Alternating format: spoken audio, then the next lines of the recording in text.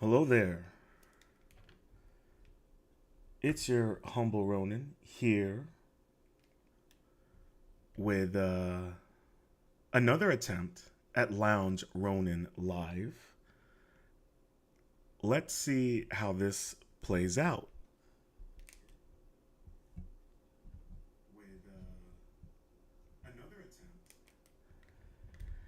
So, if you're new to the channel, please make sure to hit that like button, subscribe, ring that notification bell. And without further ado, let us get into it. And on this episode, we're going to discuss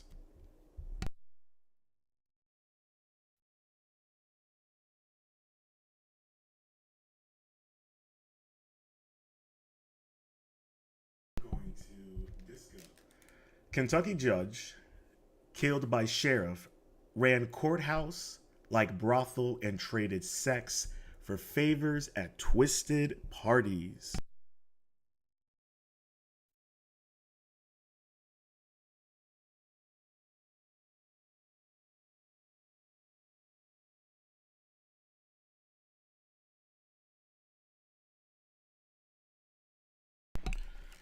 So I've been trying to cover this story for a minute now, and I'm finally able to talk about it, which I'm glad because it kind of coincides with our Whitney Webb interview that we reacted to. So I'm glad that I'm able to bring this story to light.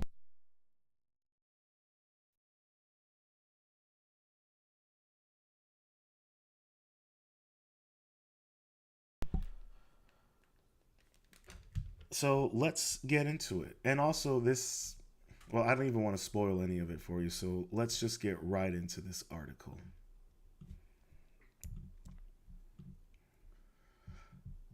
All right. This article was written by Emily Crane and it was published August 20th, 2025. Kentucky judge killed by sheriff ran courthouse like brothel and traded sex for favors at twisted parties. Victim claims. So let's get into this one. Well, it looks like some Luigiani drama going on. The rural Kentucky judge gunned down in his own chambers last year ran a twisted sex ring in which young women were coaxed into performing sexual favors just to get out of trouble, one of the alleged victims claims. Taya Adams alleges she was among those caught up in Judge Mullen's apparent sex for favor scheme that saw him and others in the tiny town of Whitesburg demand sex in exchange for cash or to get offenders off the hook. Sounds like something all too familiar. Adams told News Nation Bainfield that Mullins, who was shot execution style in his Letcher County chambers, allegedly by his longtime sheriff pal Sean Steins last September, had warned her to keep quiet about the so-called depraved ring. So even the sheriff was in on it. Quote, "We would do sex parties and perform shows and have sex with them for money, things like that." End quote. Adams alleged. Quote, "It was consensual, but it was a thing that we were so young, and then they used it against us and to destroy our lives later." End quote. Huh? Sounds like Epstein, right? Sounds all too familiar. Except this is happening in a rural county in Kentucky. All right, if this can happen in a rural county in Kentucky, this can happen in your own backyard and you wouldn't even realize it. Adams said she felt forced to go along with the judge's scheme because she feared Child Protective Services would somehow get involved and upend her life. Quote, They would make sure to make you feel as small and degraded and belittled as possible, to take your power away, end quote, Adams said. It wasn't immediately clear if the woman had any prior run ins with the law or if she was on CPS radar at the time. She went on to say that it was just a given. She would keep her mouth shut about the apparent depravity, insisting, quote, who would believe it anyway? Because the whole town was doing it. Nobody cares. They're all swingers. It's all a big party to them. It was just so normal. End quote. So it sounds like to me that this whole town should go to prison. This is a rural town in Kentucky involved in sex extortion.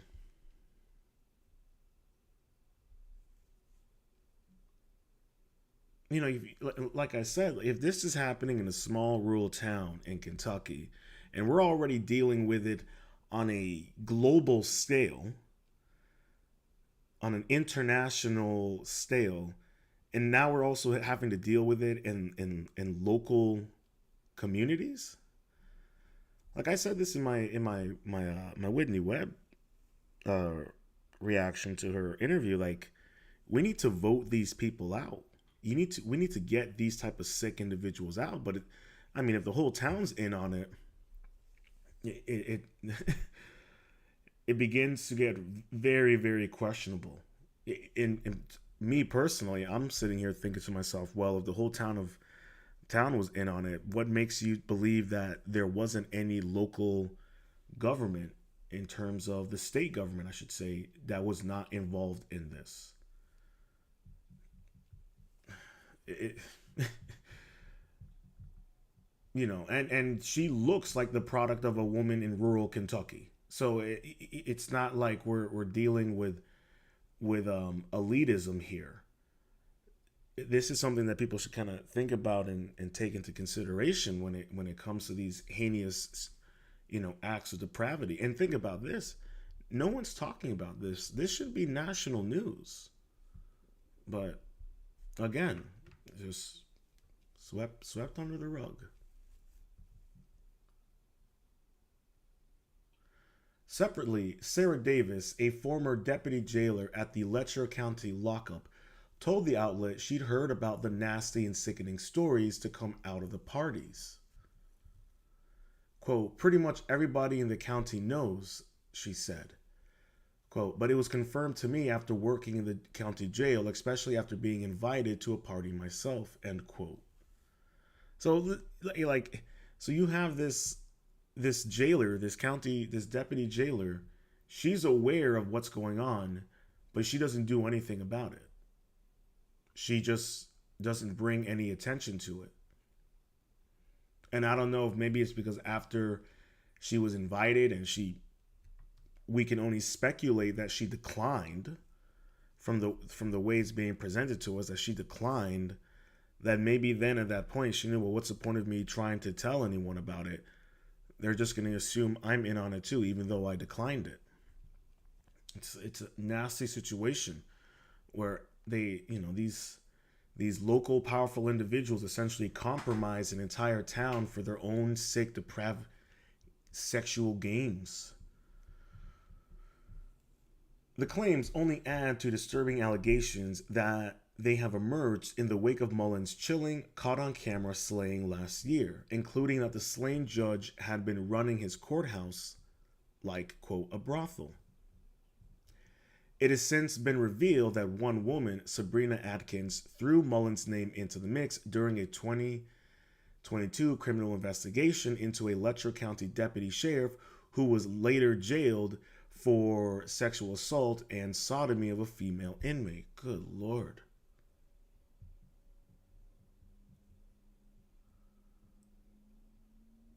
So this is the judge, Mullins.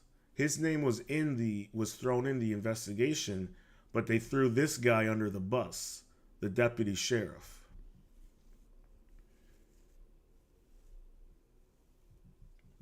Yeah, disgusting. Absolutely disgusting.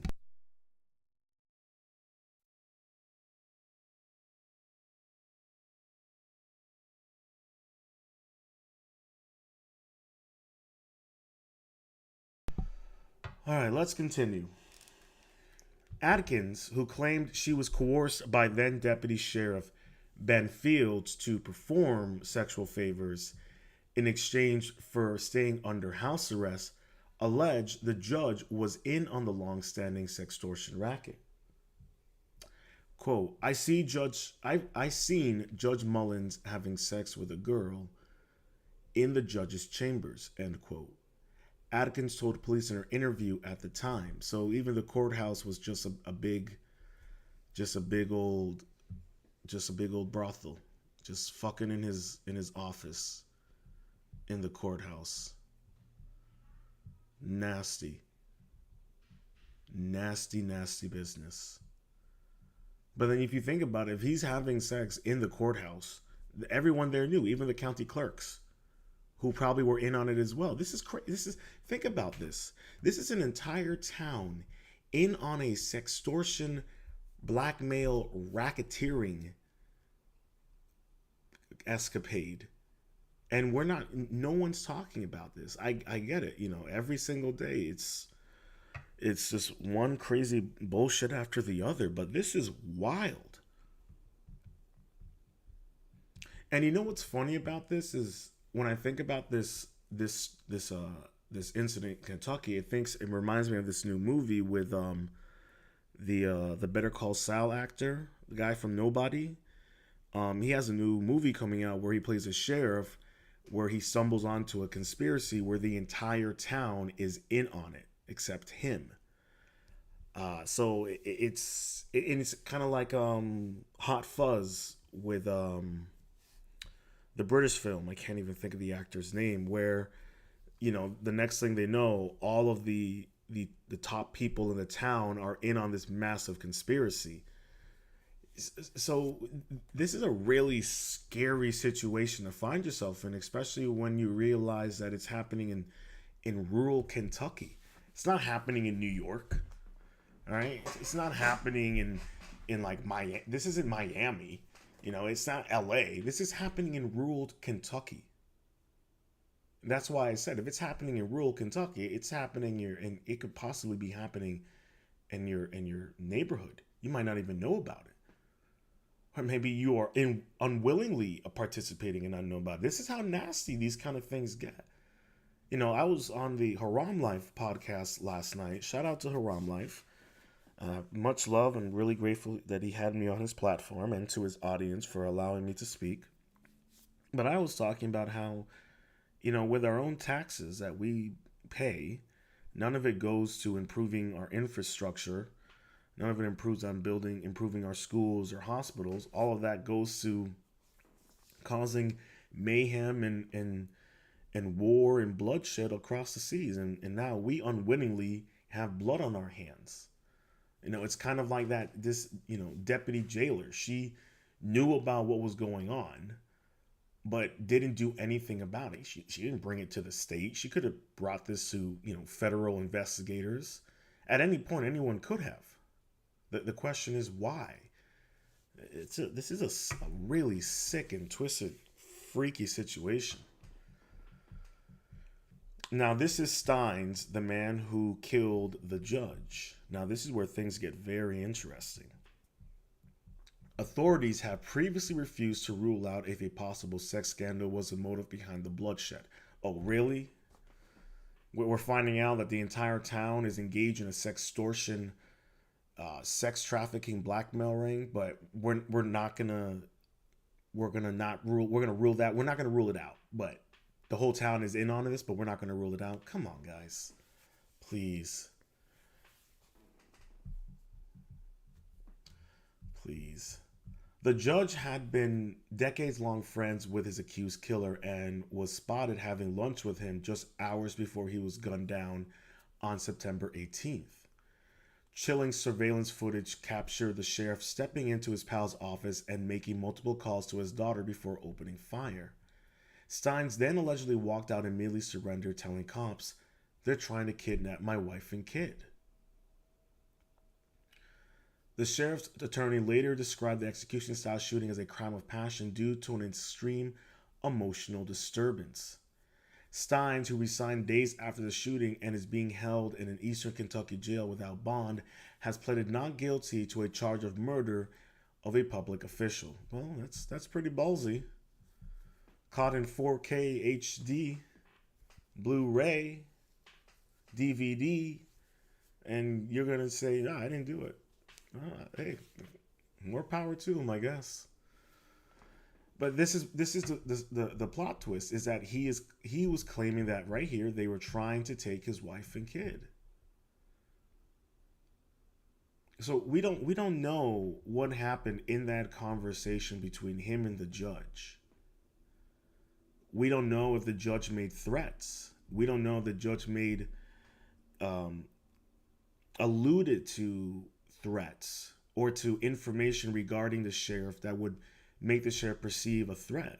And then the next thing you know, he's calling his daughter right before he executes the sheriff.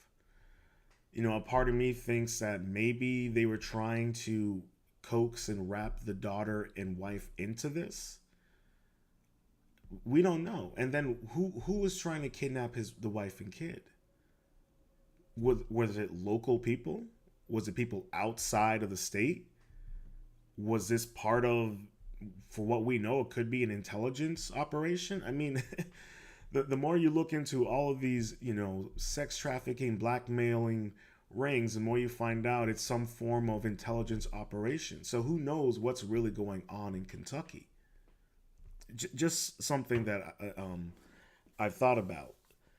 So these are things that it's very concerning and very disturbing that this is going on. So I highly recommend people out there just, keep a head on a swivel in your local town, especially if you've already got a weird feeling about your local community.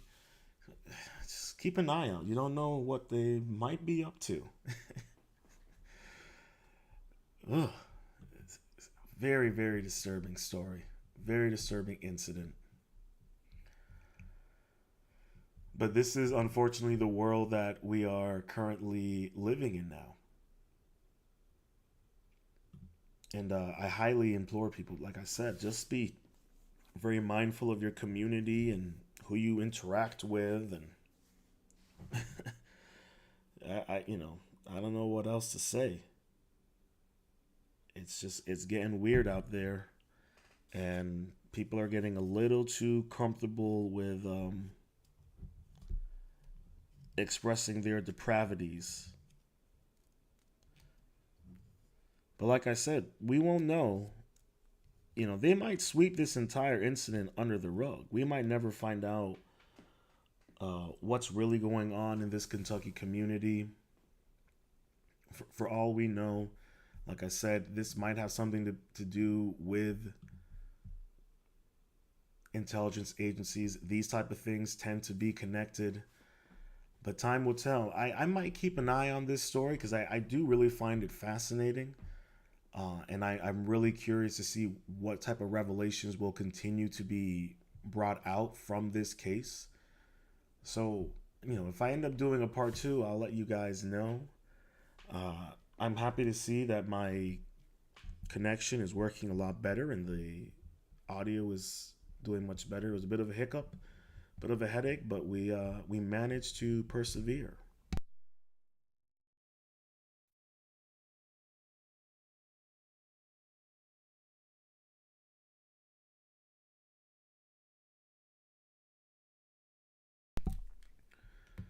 But in closing, um, if you haven't, make sure to check out the Haram Life podcast. Check out my appearance there. It was a wonderful conversation, a wonderful time. Again, shout out to Haram Life for him giving me time to be on his platform and to speak with his audience. It was a wonderful time. Like I said, I will keep you updated on this story if anything breaking comes out about it. Um, I got some stuff coming up this weekend for you guys. We got a Rōnin reaction. We got another Rōnin garden video. If you haven't seen it, you should check out my garden video. I put one out there last Saturday, so check that out. We got that coming up. And we'll see what next week brings. Shout out to Protocol, who's coming in. Oh, thank you, Protocol. I really appreciate it. Yeah, I really enjoyed being on Haram Life's podcast. It was a wonderful experience. I hope I did a good job for everyone who got to tune in. And thank you for the support, Protocol. I really appreciate it. Definitely really appreciate it. But this was like I said, this is a wild story. I don't know if you got a chance to catch it, Protocol, but you might want to catch the replay on this crazy story of what's going on in rural Kentucky, an entire sex trafficking extortion ring that the entire town was involved in has been uncovered. And I'm going to be doing a catch up on this story because I find it to be absolutely fascinating. And the fact that nobody is talking about it, it's very, very telling. I'm going to be getting on out of here. For those who are new to the channel and you've made it this far, thank you. Please make sure to hit that like button, subscribe, ring that notification bell, and you'll catch me today at 2 p.m. on Hotep Jesus Live for the word of the day on kick.com. So make sure to tune in for that if you're curious. And until next time, stay positive, stay focused, stay true, and much love.